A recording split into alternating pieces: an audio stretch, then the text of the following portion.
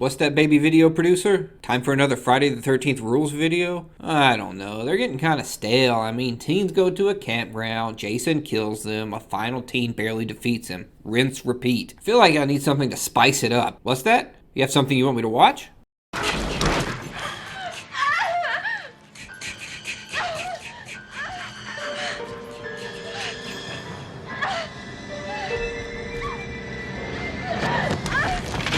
Holy shit, did she just throw a couch at Jason with her mind? The power of the mind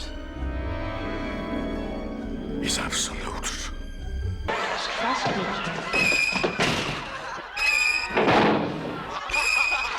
George, why don't you move something with your mind? Maybe move his, something like that.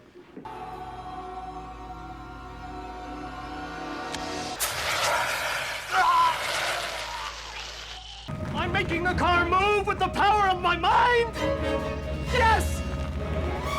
No! Wait! Thank you, baby video producer. You my best friend. That is exactly what I needed to power on. By Uncle Jonathan's corncob pipe, I can feel the electricity pouring through me. So hold on to your butts, because it's time to find out the rules for surviving Friday the 13th, Part 7. As always, before we dive in, we'll take a quick look at where we stand with the amounts of various rules broken, and to be honest, the New Blood is probably the entry in the franchise I've watched the least, so I only have a vague idea of what's to come. Let's jump right in. Technically, the first death of Part 7 belongs to John Shepard, the father of Tina, this installment's final girl, but since he didn't die at the hands of Jason, we're not going to count it. But if we were, he broke 2 rules. Rule number 5, stick with Shirley Temples, and number 7, if you're an authority, don't be a dick. In the short time he has on screen, he managed to get boozed up and engage in a little lighthearted domestic abuse. Sell this place and get the hell out. Tina? Hey, leave her out of this. Tina, come inside. Yeah, come on, join the party. Please, don't drink anymore. Don't tell me what to do. Lucy? Hit her pretty hard there, Rick. Before becoming the catalyst for Tina's burgeoning powers. Good riddance to bad rubbish, if you ask me. For most of the movie, Tina and her mom are just pining over the guy, but fuck this guy, he got what was coming to him.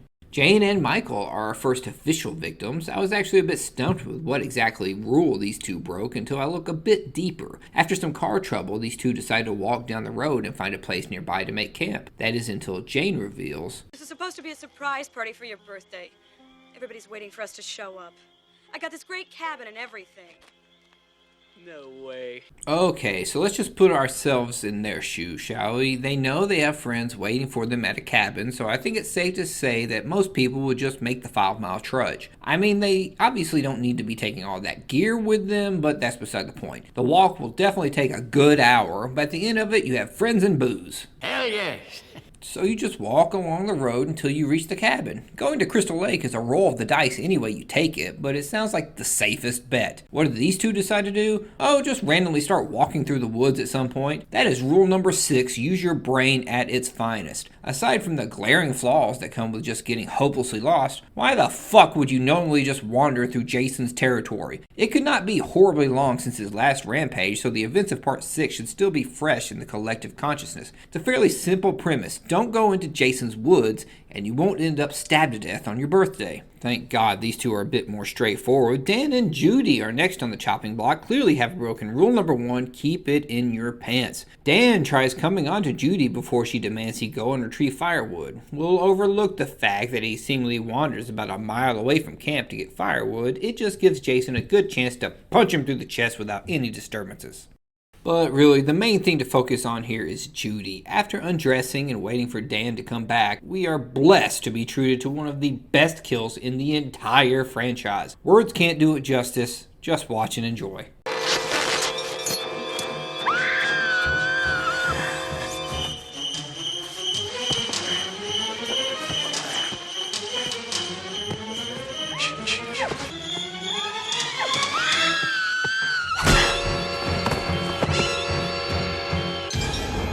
I just came in my pants. Then we come to couple Russell and Sandra, who are guilty of tickling ye old pickle in the back of a van. Who said romance is dead? Obviously, they are guilty of breaking rule number 1, but we can also charge Sandra with a drinking charge as she enjoys a beer brand beer. I can't even show her death because it all occurs while she is skinny dipping, but it doesn't even matter as the most interesting part from either is Russell being the whitest motherfucker since Carlton Banks. It's not unusual to be loved. I would say I would miss either one of them, but no, this is another instance of Jason providing a public service. Don't worry about Russell though, he went on to bigger and better things in the future, becoming the co-owner of a bar. All right. Victim number 8 is Maddie, who has the looks of the good girl nerdy friend next door that decides halfway through the movie that she wants to prove to her BFF that she isn't some stick in the mud and gives herself a makeover, proving she is a hot piece of ass. Yeah, that is definitely the look of someone who wants to fuck. Do I make you Randy? Yeah. So she obviously has lust in her heart, but Maddie is also a double rule breaker as she is guilty of not using her brain. After completing her makeover, for some reason she thinks the object of her desire is just wandering through the woods.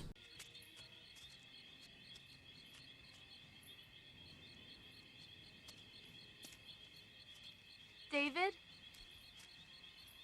David, are you out there? David?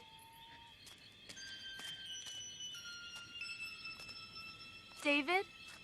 And if that is not bad enough, she clearly has gained ground running from Jason, so what does she do instead of running to her friends in group protection? Why, hide in the barn, of course. Maddie, next time keep on your glasses, keep true to your nerd instincts, and stand a better chance. Ben and Kate, what in the world am I going to do with you two? You have done nothing but argue and fight, and oh thank God you two are getting it on in the back of the van. What is going on with this van? This is starting to feel like a total missed opportunity from back in my days styling and profiling at the mall. Jason punishes these two appropriately for breaking his rules on sexy time, but Ben does break one rule that fellow cinema nerds might find interesting. Make it fast. Be right back. Push the laws and you end up dead. Okay, I'll see you in the kitchen with a knife.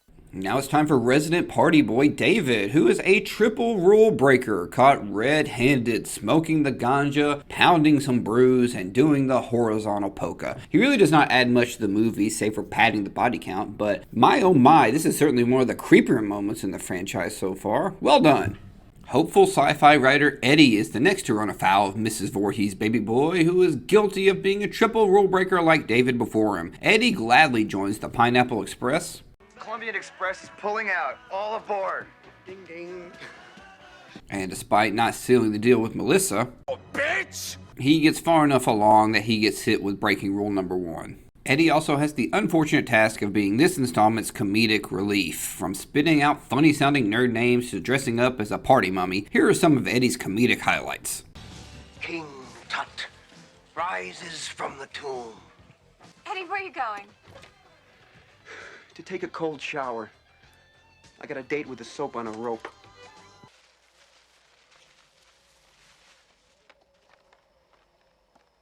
Personal penis enlarger.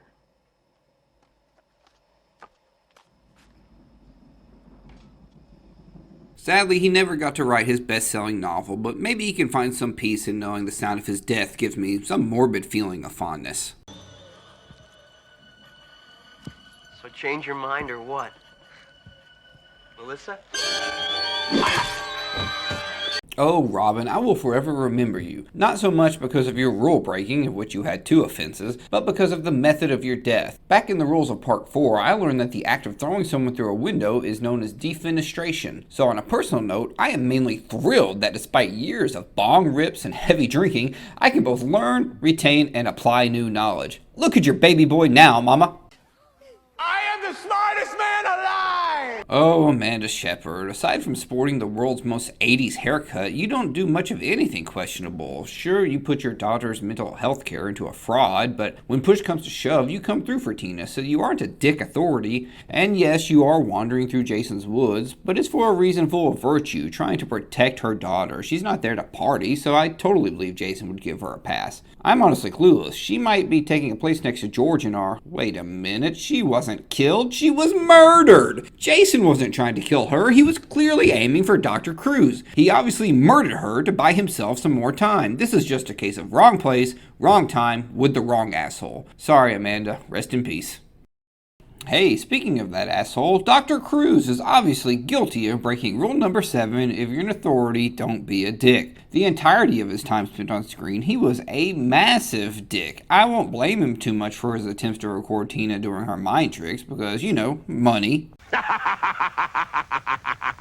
But at the same time, while you're trying to pad your wallet and your notoriety, you could have actually tried to help Tina. He was blinded by his own greed, pride, and ego, but thankfully, the makers of this film realized just how hated he would be and rewarded us, the audience, with this over-the-top death.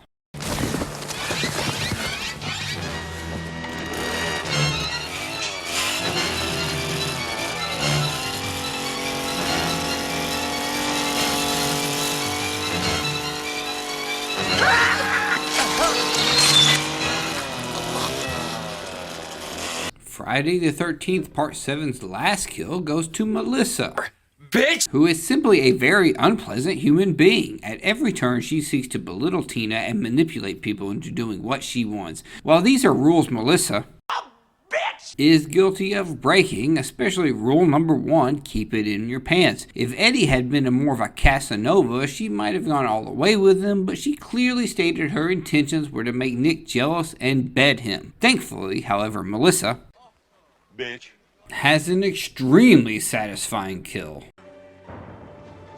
Don't go out there! Don't open that door! Fuck you. No, fuck you both!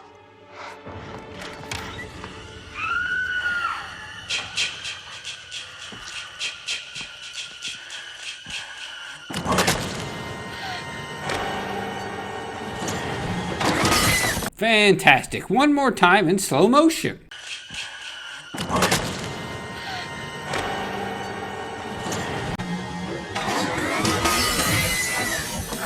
God, that was satisfying. Okay, on to our final boy, Nick, who is about as useful as a third nipple. He doesn't commit any sins, but absolutely nothing he does mounts to any sort of effective offense against Jason. Time and time again, he is thrown aside, knocked unconscious. For someone that ran with a bad crowd, he really should learn to aim for the head. Now we come to our final girl, Tina, who is literally here just to fuck Jason up. I have come here to chew bubblegum and kick ass. And I'm all out of bubblegum. With her telekinesis, literally every one of Tina's attacks feels like it should be reserved for the death strike against a video game baddie.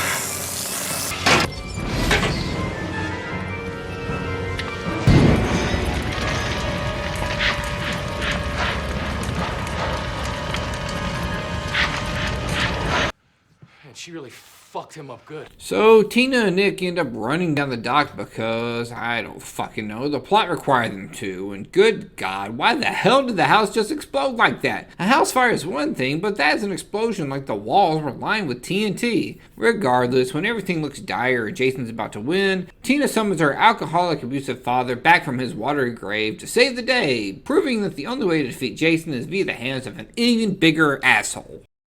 Time for the recap of Part 7, and boy, that was an extremely horny installment with 11 breakings of rule number 1. The other usual suspects all take a few more to their tally, and while I do believe more of the characters were drinking beer brand beer, as there were numerous cans just sitting out, certainly implying others were drinking, I didn't actually see them do it, so they get off on a technicality. Also, there were the silhouettes of a couple dancing, but I can't confirm who it was. I'm pretty sure it was Melissa and Eddie, but I can't be 100%. Let's check out the overall numbers, with number 1 almost double any other at this point, and number 4, No Hanging with Puff, breaking into the 20s. But that's going to wrap it up for this installment. Thanks for stopping by, Internet, and have fun storming the castle.